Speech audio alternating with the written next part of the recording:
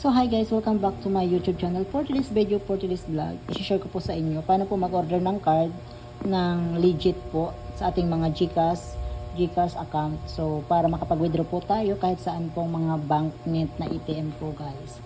So ayan, all you have to do guys is to open the application of GCash.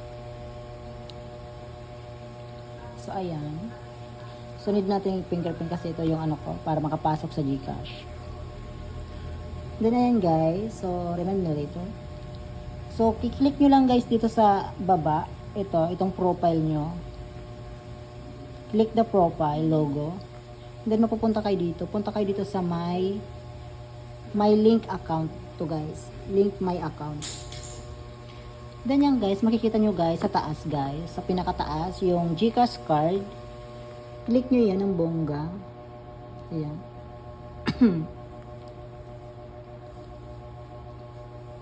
So, malaki yung matitipid yung mga Amiga kapag kayo ay nag-order ng ganito. Kasi per transaction po, Amiga, depende po sa ATM machine kung magkano po yung charge. Merong 12, merong 16, merong 18. So, ayan. So, dito kayo sa baba, mabasa nyo. Ako kasi guys, is naka-order na po ako Amiga. So, click nyo po dito sa, dito sa baba, itong order a GCash card. So, ayan.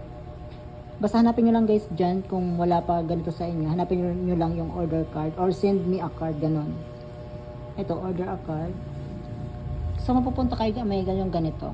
So, ayan. Ito na yung order a card. So, click nyo ito mga Amiga. And then, send me a card. So, ayan. So, ganun lamang, napakadali lang. So, ayan. So, 185 lang mga Amiga yung card ngayon sa GCash. So, ayan. So, in-next nyo lang yan mga Amiga. So, ito, pipilapan nyo lang siya ng bonggang-bongga hanggang dito sa baba. So, ayan. So, kailangan dito ng delivery information kung saan nyo po guys ipapadeliver yung card. So, ayan. Yung dito sa taas, yung yung magre-receive. And then, dito yung phone number mga Amiga para kayo ay tawagan. And then dito yung province, city, barangay, zip code, house. Ayan. Napakadali lang to mga Amiga. And then i-accept nyo mga Amiga yung and then next nyo. So yun na. And then by the way pala mga Amiga, dapat yung card nyo is may na siya mga Amiga. May balance na po siya.